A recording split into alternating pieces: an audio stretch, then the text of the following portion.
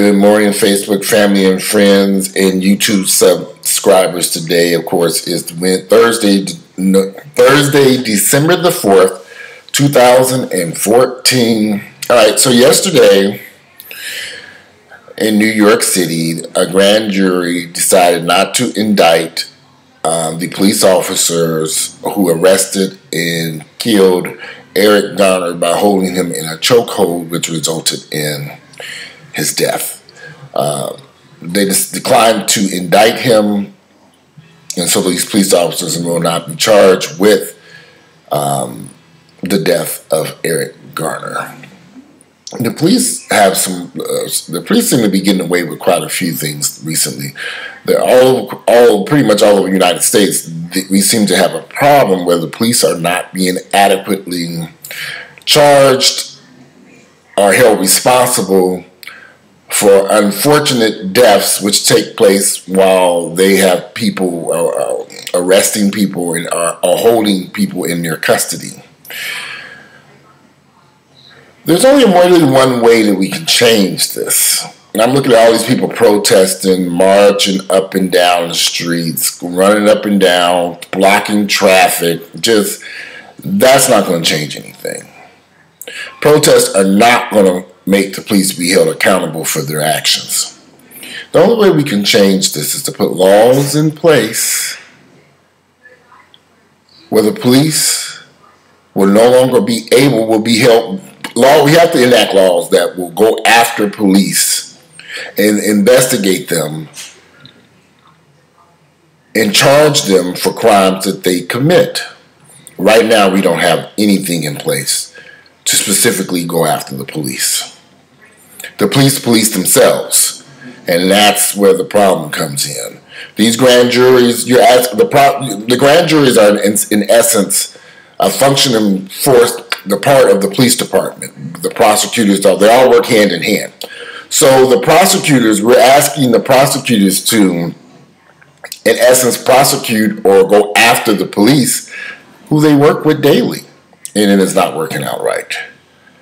The only way that we're going to change anything in this country is by getting up, getting involved, participating in elections, voting, and putting people in place who have our best interest at heart. Now, I've had so many fights with people on Facebook, YouTube, Twitter about voting. For some odd reason, and I don't understand this, a lot of people feel that our votes don't matter, so they don't vote. So and these are all African Americans. In fact, let me read you what one lady wrote me on my Facebook page. What did she wrote me? She said, "Thank God," we were going back and forth discussing, arguing over protesting, and she said, "Thank God our real black men like King, Garvey, Malcolm, Rustin, Baldwin, Evers ain't felt like protesting was useless." And my response is, those men, all of them, we have something they did not have. We have voting rights. Martin Luther King, Garvey, Malcolm X, Rustin, Baldwin, Evers, they were fighting for us the right to vote, to be involved in the political process, to run for political office. That's what they were fighting for. That's what they were protesting for. But now we have that right, and we don't use it. You're kidding me, right? I did not realize that people didn't understand the importance of voting until I got on Facebook, YouTube, Twitter. I had no idea that African Americans felt their votes did not count. I had no clue. I grew up as a Jehovah's Witness. The reason why I left that religion is because they don't like to vote. I wanted to vote. But now I'm seeing that we have the power to vote. It's legal for us to vote. You can get to the polling booths and register, but we don't want to do it because we don't see the importance of it. Eric Garner, Michael Brown, Trayvon Martin, all these incidences involve the political process. And if we're not politically involved, you won't get invited onto a grand jury to hear a case if you're not registered to vote. You won't be called to a jury trial to participate as part of a jury unless you're registered to vote. That's why we seem to have the cards stacked against us, because we're not registered to vote. We're not participating. In my family, my immediate family, my brothers, sisters, mother, only one person voted this past election. One out of 10 people, 10, 15 people. One. Me. My mother didn't vote. My brothers and sisters didn't vote. My little nieces and nephews didn't vote. Nobody voted but me. One person. So I'm saying 15 people. There's way more than 15 people. Nieces and nephews, brothers and sisters, mother. My father's deceased. But even he had sense to go vote, and he couldn't even read and write. So my mother's excuse was, I didn't know who to vote for. Mom, you could have called me and I would took you right to the polling booth and showed you who to vote for. My mother's on Social Security. She has to participate in this process so she can continue to receive that benefit. If we don't participate, then we have no right to complain about anything. Because they're going to enact laws that benefit them, not us. And so we can sit around here complaining, man, marching up and down the streets, blocking traffic. What good is that going to do us if we're not actively participating in the political process? We must vote and participate. What is so complicated about this? Why don't we understand this?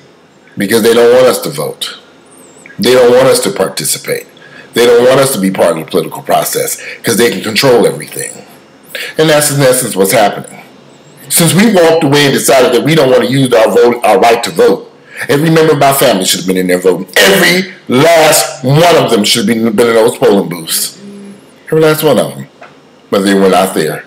So I can imagine, I always look at my family as an example. If I'm the only person who's in there voting, I can imagine there are thousands of black families where maybe one person or maybe two people got up and voted.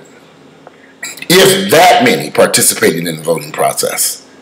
But we want to complain that we're being unfairly and unjustly executed by the police in this nation, but we have no laws in place to go after these police. We've not put anything in place to stop police from illegally, in my opinion, overusing their force. And the only way you can do that is we have to participate. And our participation rate is just it's not there. We're not participating in the political process. And then we want to complain. They can march all up and down these streets until the cows come home. That isn't going to change anything. Instead of marching up and down the street, it should have been registered people to vote and said, we need you to vote for this specific candidate who's going to make some changes for us. Barack Obama was put into office, but he still didn't have the other pieces of the puzzle to have success. Excuse me. He didn't have the other pieces of the puzzle.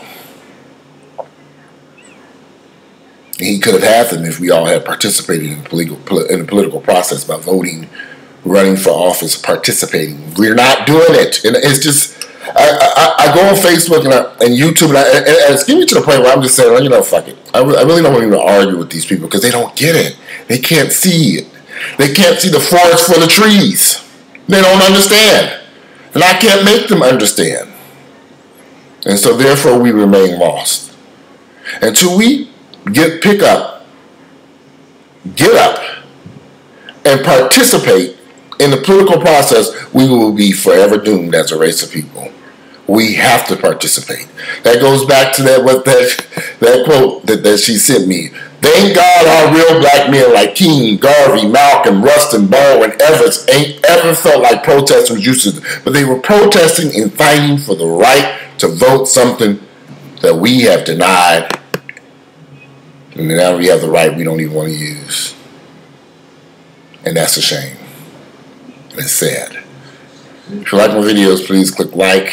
I'm out of here. I'm in the process of getting out, introducing things. Today is Thursday, December 4th, 2014. I'm very saddened by the whole situation with Eric Garner and how this officer, even with videotape, the prosecutor and the grand jury did not see the need to indict this officer and charge him with murder. It just didn't happen, and it should have happened. We need laws in place to go after police when they commit a crime. We have to understand what is a crime a police officer commits, because police do commit crimes every day. But we need special prosecutors whose specific job would be to go after police officers who abuse and overuse police force and use excessive force that results in a person's death. Anyway, I'm out. You guys enjoy your Thursday. I'm out of here. Bye.